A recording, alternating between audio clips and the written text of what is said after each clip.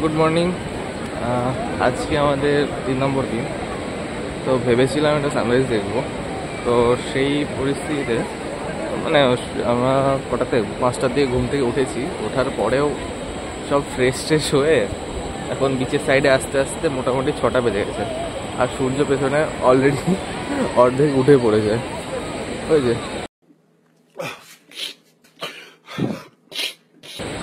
অনেকটা উঠে পড়েছে। তো এখন যেই ভিউটা পাবো ভাবছিলাম সেটা অলরেডি একটু লেটই হয়ে গেছে। আবার ভাবছি কালকের দিনটাতে আসবো, কালকে এসে কালকে আবার সব কিছুটা দেখে তারপরে এখান থেকে সোজা বেরিয়ে যাবো বাড়ির জন্য। আর সকালবেলা এসেও সেই লেভেলের ভিড় এখানে, সেই অবস্থা।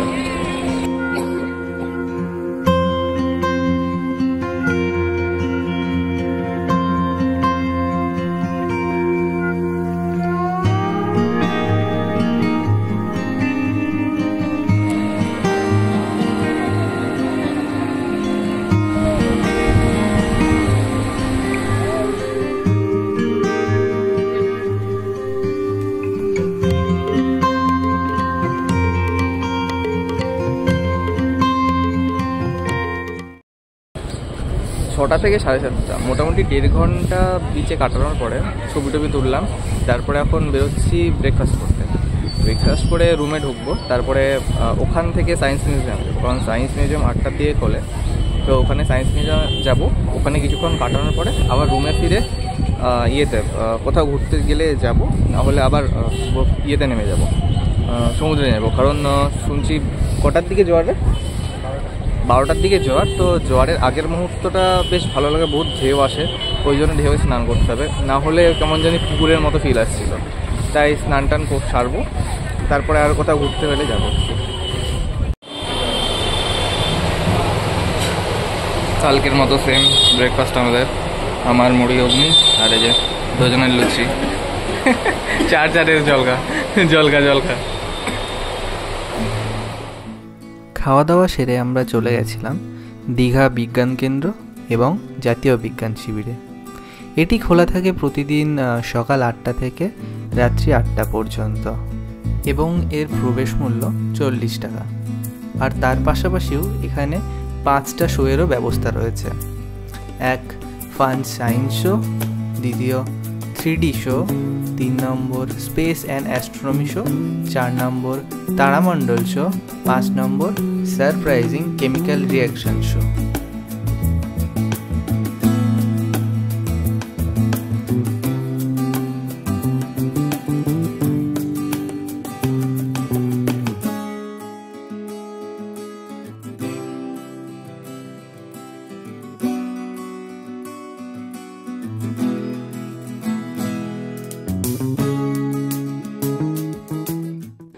সায়েন্স মিউজিয়ামে এসেছিলাম।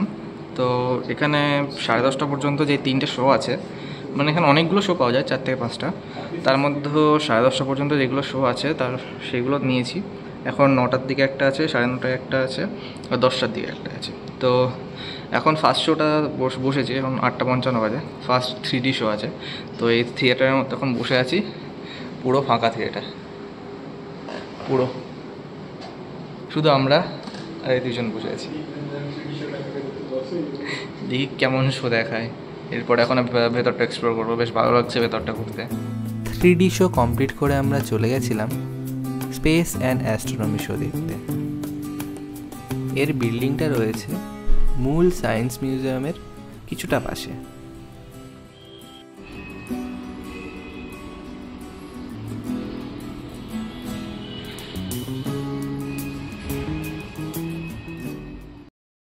নটা 3D শো কমপ্লিট করে এখন আমরা চলে যাচ্ছি স্পেস অ্যান্ড অ্যাস্ট্রোনমি শো দেখতে। তো এটা ঠিক বিড়লা প্ল্যানেটোরিয়ামের মতো, ছোট্ট একটা গ্লোবের মধ্যে উপরে এই যে সিলিংটা রাউন্ড, ওখানে প্রজেক্টটা দেওয়া আছে। এখানেও সেম অবস্থা, আমরা 3জনই আছি, বাকি টোটালটা ফাঁকা। এখানেও দেখি কী শো দেখায়।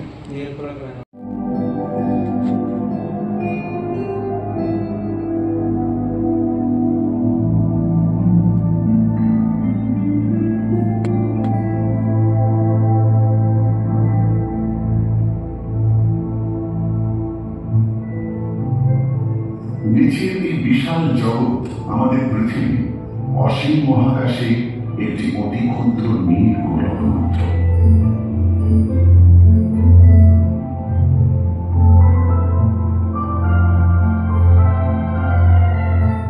পৃথিবী সূর্যকে গড়ে 15 কোটি মাইল দূরে থেকে প্রদক্ষিণ করে চলেছে এবং আরো 3টি সীমাময় প্রতিবেশী গ্রহ সূর্যের নিকটবর্তী। অ্যাস্ট্রোনমি শো কমপ্লিট করে আমরা আবার চলে গেছিলাম মিউজিয়ামের ভেতরে।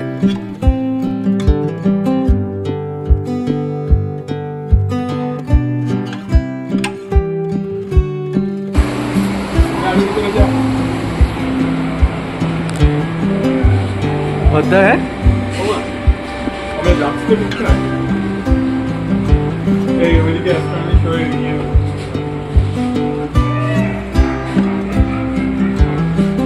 हाँ बेरोते पारबो तो এদিকে শেষ এটা ওই ভুতুড়ে মালটা কই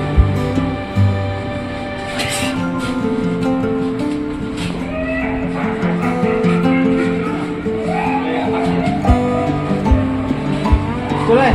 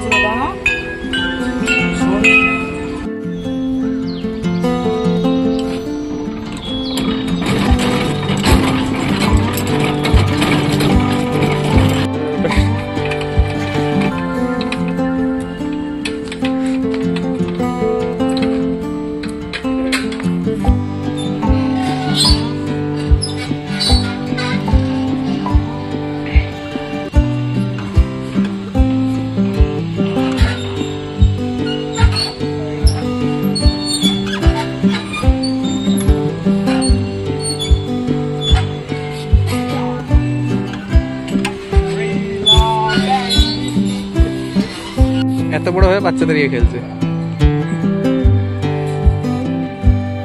মিউজিয়াম দেখা কমপ্লিট করে রুমে ফিরে ফ্রেশ হয়ে আবার বেরিয়ে গেছিলাম উদয়পুর বিচে।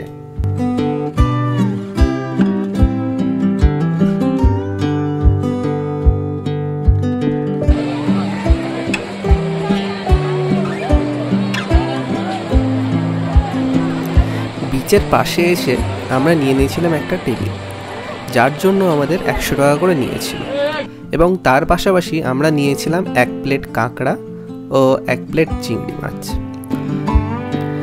টেবিলে বসার সঙ্গে সঙ্গে ওখানকার লোকেরা আপনার সামনে বিভিন্ন প্রকারের মাছ ও বিভিন্ন সাইজের কাঁকড়া ও চিংড়ি মাছ এনে হাজির করবে। এবার আপনার যেটা পছন্দ হবে সেটা বললে ওরা সেই মাছটা বা কাঁকড়াগুলো রান্না করে কিছুক্ষণের মধ্যেই আপনার টেবিলে এনে হাজির করবে।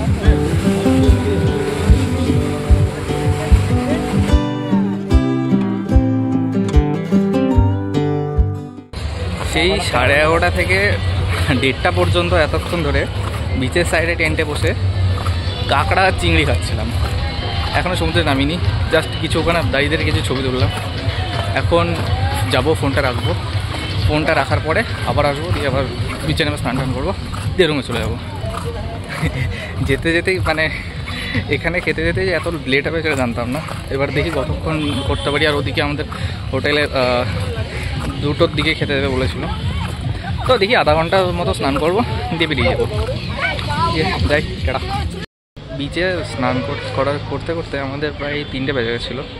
তারপরে আমরা রুমে ফিরেছিলাম, দিয়ে ওখানে রুমে ফ্রেশ ট্রেশ হয়ে খাওয়া দাওয়া করে আবার বেরিয়ে পড়েছিলাম একটু আশেপাশে ওই কাজু বাগান আর এখানে মানে মেরিন অ্যাকোয়ারিয়ামটা দেখবো বলে। দিয়ে প্রথমে গেলাম কাজু বাগান, কারণ ওই সন্ধ্যা হয়ে গেলে ওই বাগানটা কিছু বুঝতে পারবো না, তো গিয়ে বাইরে থেকে ঘুরে আসতে হলো, কারণ ওটা বন্ধ ছিল। তো এখন আমরা চলে এসেছি এই মেরিন অ্যাকোয়ারিয়ামে, এর পেছনে মেরিন অ্যাকোয়ারিয়াম। আর এই যে এটা একটা স্কেলেটন আছে, তিমি মাছের কঙ্কাল এখানে রাখা আছে। এবার ভেতরে যাব, ভেতরে গিয়ে দেখবো কী আছে। ভেতর ঘোরা কমপ্লিট। আসলে ভেতরে ছবি তুলতে ইচ্ছিল না, তাই ছবি তুলতে পারিনি, ছবি ভিডিও কিছু করতে পারিনি। তবে ভেতরে একটা সাইডে ছিল কিছু কিছু মাছ ছিল, আসলে বড় বড় ট্যাঙ্কের মধ্যে ছোট ছোট মাছ, মানে দেখে তেমন মজা পাচ্ছিলাম না। কিছু কিছু বড় ছিল, কিন্তু কিছু কিছু ছোট, মানে একদমই ছোট খুঁজে পাচ্ছিলাম না। চোখের মধ্যে মানে কোন কোনাতে বসে থাকছে কোনো ঠিক ঠিকানা নেই। তো ওই সাইডটাতে কিছু মাছের ট্যাঙ্ক ছিল। তারপরে তার ডান দিকে ঢুকে ওখানে পুরোনো ফসিলস থেকে স্টার্ট করে প্রিজার্ভ করা আছে বিভিন্ন মাছগুলো, বা পুরোনো কোনো শেল বা পাথর, সমুদ্রের যা যা আছে ওগুলো সব কিছু রাখা আছে। দিয়ে একদম শেষে কিছু স্ট্যাচু বানানো আছে, বাঘ, কুমির, তারপরে কচ্ছপ, ওগুলো দিয়ে এ তো এক্সিট দিয়ে বেরিয়ে চলে আসলাম। এখন বাইরে বসে আছি, এখন যাবো আমাদের নেক্সট ডেস্টিনেশনে। মারিন অ্যাকুয়ারিয়াম থেকে বেরিয়ে এসে আমরা চলে এসেছিলাম অমরাবতী পার্কে। এখানে রোপওয়ের পাশাপাশি বোটিং ও বাচ্চাদের খেলার ছোট ছোট জিনিসপত্র ছিল।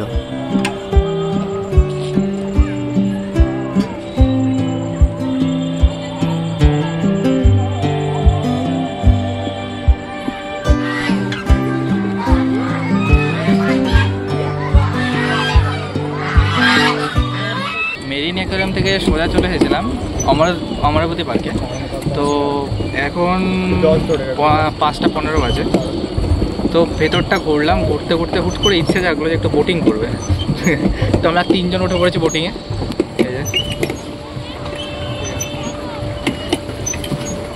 এখন বোটিং চলছে। যেহেতু আমি এদের তুলনায় ভারী, তাই আমাকে উল্টো দিকে বসে থাকতে হয়েছে ব্যালেন্স, মানে ওয়েটটা ডিস্ট্রিবিউট করার জন্য। তো এতে দেখি কতক্ষণ চালাতে দেয়। কতক্ষণ না, 25 মিনিট চালাতে দেবে। 100 টাকা নিয়েছে 4 জনের। তো যদি 25 মিনিটের পরে লেট হতে থাকে তো প্রত্যেক 5 মিনিটে 20 টাকা করে ফাইন মারবে। তো দেখি কতক্ষণ থাকি, দিয়ে আবার ফিরে চলে যাবো। তারপরে আবার নিউ দীঘার বিচ সাইডে বসে থাকবো।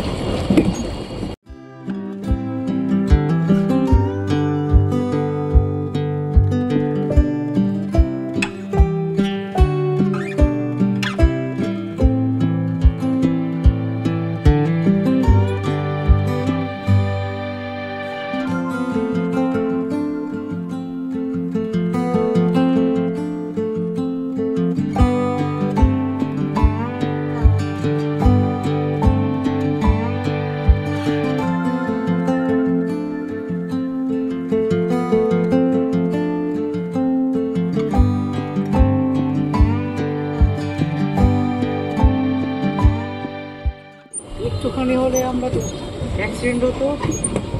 সামনে থেকে একটা টাইটানিক আসছে, আমরা যাচ্ছি, অ্যাক্সিডেন্টের মুহূর্ত হতে পারে। ওরাও আমাদের দিকে আসছে, আমরা ওদের দিকে সজোর গতিতে এগিয়ে যাচ্ছি। সব এগিয়ে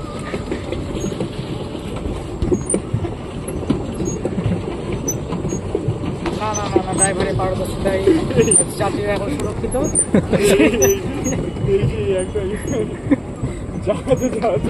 হাওড়া ব্রিজ, আমাদের জাহাজটা নিচ দিয়ে যাওয়ার প্রচেষ্টা করছে। দেখা যাক প্রচেষ্টা সফল হয় নাকি সেখানে গিয়ে বড় সংঘর্ষ হতে পারে।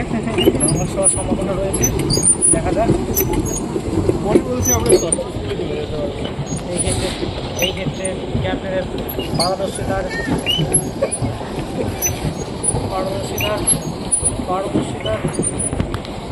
সচক্ষু প্রমাণ আমরা পাচ্ছি। আমরা সফলতার সাথে অতিক্রম করতে পারছি, সক্ষম হচ্ছি। একটুখানি সংঘর্ষ হয়ে হতে পারে, বিশেষ করে ক্ষতি হয়নি।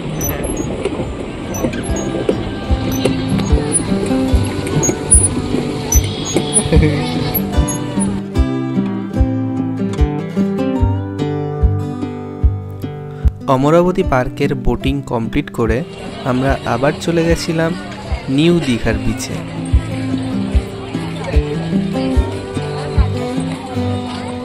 ঘণ্টাখানেক বিচের সাইডে বসে থেকে আর কিছু স্ট্রিট ফুড খেয়ে আমরা বিচের পাশের বাজারে ঘুরতে চলে গেছিলাম।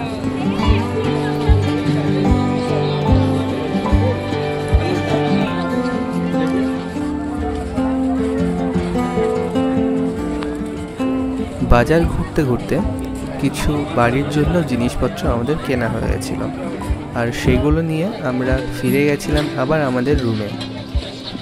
যেহেতু পরের দিন ভোরবেলাতেই আমাদের ওখান থেকে বেরিয়ে যাওয়ার কথা, সেই কারণে বেশি রাত্রি না করেই আমরা ওখান থেকে আমাদের রুমে চলে গেছিলাম। মর্নিং বন্ধুরা, আজকে আমাদের 4র্থ দিন আর বাড়ি ফেরার পাওয়া। তো 5টার দিকে উঠে রেডি হয়ে নিয়েছি। এখন 6টা বেজে হলো রেডি হতে হবে, কারণ 3 জন ছিলাম তো তাড়াতাড়ি বেরোবো, কারণ এখান থেকে মোটামুটি 11-12 ঘন্টা লাগবে বাইক যেতে। এবার চাইছি না যে সন্ধ্যা হয়ে যাক, সন্ধ্যা হয়ে গেলে চালাতে আর ইচ্ছে করবে না, তাই সকাল উঠে এখন 6টাই বাজে। এখন সবাই রেডি, যে বেরিয়ে পড়ছে। আমার ব্যাগ ওখানে কমপ্লিট গোছানো, ব্যাগ পুরো ফাঁকা, মানে বিছানা পুরো ফাঁকা। এবার দিক বেরোবো, যেতে যেতে সামনে একটা পেট্রোল পাম্প আছে, ওখান থেকে ফিল আপ করবো, দিয়ে সোজা বাড়ি সোজা। তারা রাস্তায় দেখা হচ্ছে। এখন ঘড়িটা বাজে প্রায় 6:15। আমাদের 2টা বাহন রেডি, বেশি হোটেলটা যেটাতে ছিলাম এখনই বেরিয়ে পড়বো। তারপর সেখানে দাঁড়িয়ে আছে, যাই যাই।